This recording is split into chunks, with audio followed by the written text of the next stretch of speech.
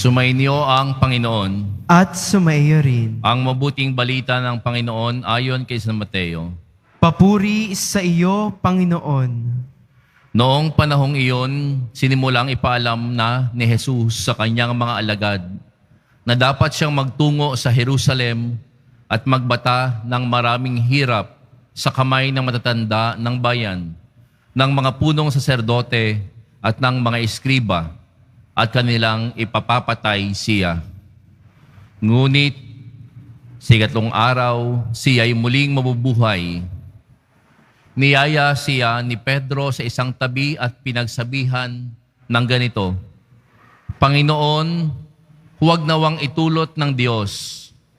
Hindi po dapat mangyari ito sa inyo. Ngunit, hinarap siya ni Jesus at sinabihan, Lumayo ka, Satanas, hadlang ka sa aking landas. Ang iniisip mo'y hindi sa Diyos, kundi sa tao. Sinabi ni Jesus sa kanyang mga alagad, Kung ibig ninyo mang sumunod sa akin, limutin niya ang ukol sa kanyang sarili. Pasanin ang kanyang krus at sumunod sa akin. Ang naghahangad na magligtas ng kanyang buhay, ay siyang mawawalan nito. Ngunit ang mag-alay ng kanyang buhay alang-alang sa akin, ay siyang magkakamit noon. Ano nga ang mapapala ng isang tao? Makamtan man niya ang buong daigdig.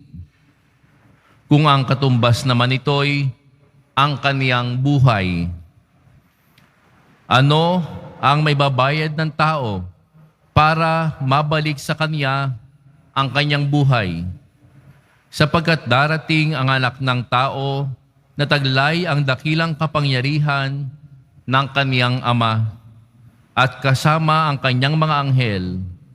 Sa panahong yaoy, gagantihan niya ang bawat tao ayon sa kanyang ginawa. Ang mabuting balita ng Panginoon. Pinupuri ka namin, Panginoong Hesukristo. Magsiupo muna ang lahat. Ang kahirapan nga ba ay hadlang patungo sa Diyos? Mga kapatid, siguro ang iba sa inyo ay makaka-relate sa karanasan noong una. Lalo na yung mga pumapasok papunta sa paaralan, talagang naglalakad pa. Sapagkat nung unang panahon, magtitipid sapagkat ang baon ay kakaunti. Magbabaon ng pang-lunch, ng patanghalian, sapagkat kakaunti lamang ang baon. Kung minsan nga ang iba ay pumapasok pa sa school, walang pera. Subalit nagsisikap na mag-aral sapagkat nais makatapos. At maraming mga paghihirap na dinanas ang mga kabataan at mga mag-aaral nung una.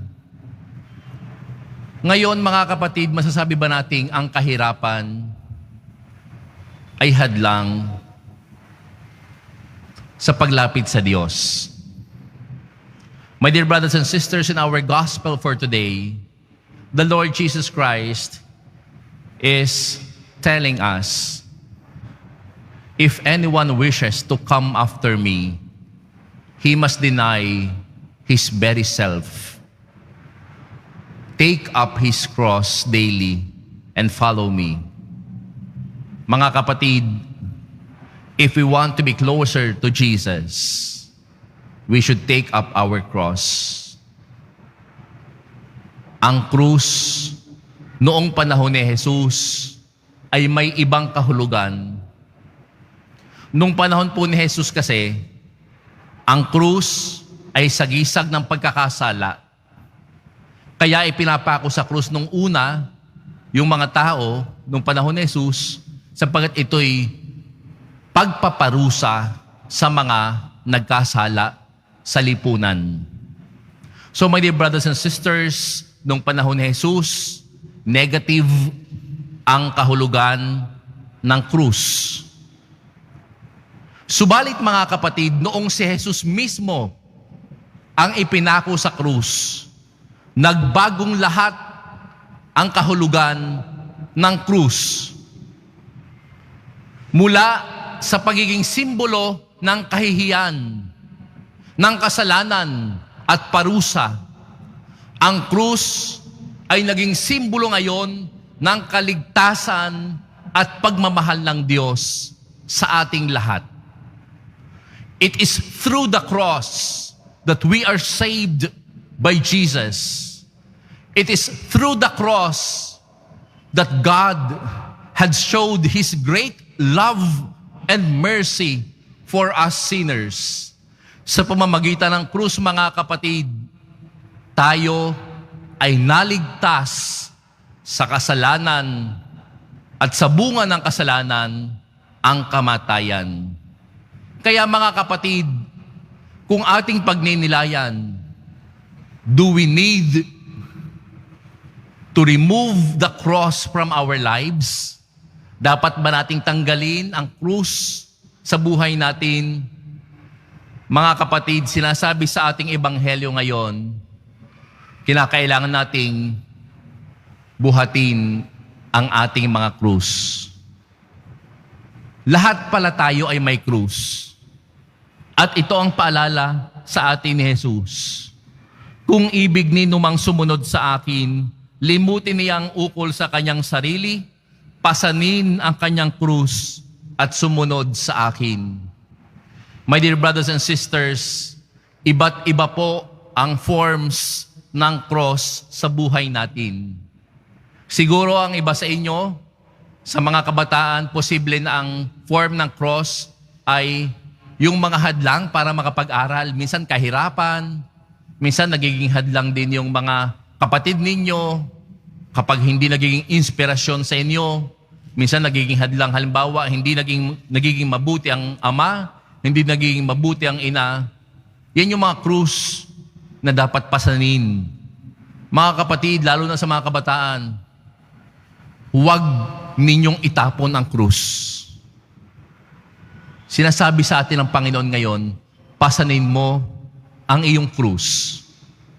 At hindi naman tayo nag-iisa, mga kapatid, sapagkat kitang-kita natin sa ating Poong Jesus Nazareno na siya mismo ay nanguna at patuloy na ipinakikita kung papaano magmahal sa pamamagitan ng pagpasa ng krus ng kasalanan nating lahat. Hanggang kamatayan, ang ating Poong Jesus Nazareno nagpakita ng pagmamahal at awa sa atin. Ang krus ay naging daan upang tayo ay maligtas sa kasalanan. Amen? Ngayon, ang iba sa inyo, posible na ang krus ay ang kawalan ng trabaho. Kaya nga't nagdarasal sa Panginoon upang magkaroon ng kabuhayan. Ang iba sa inyo, siguro ang krus ang inyong asawa, masyado nang nagbibigay ng pasakit sa inyong damdamin.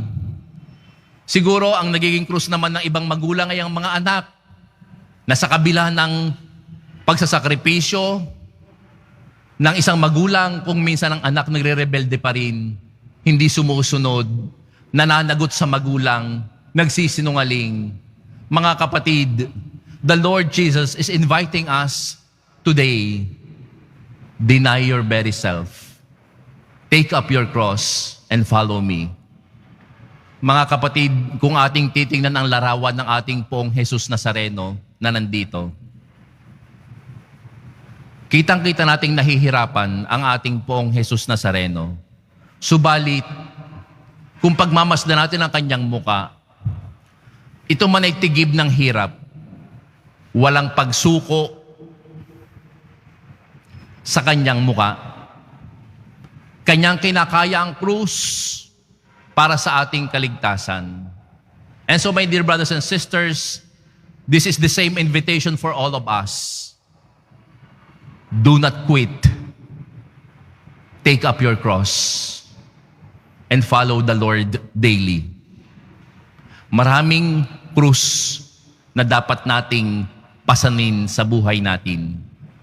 In the end, my dear brothers and sisters, if we surrender to our Lord Jesus, kapag isinuko natin lahat ng ating mga krus sa poong Jesus Nazareno, sasabihin niya sa atin, huwag mong sukuan ang krus, huwag mong bibitawan, sapagkat kasama mo ako, papasanin natin ang krus sa buhay mo. Amen.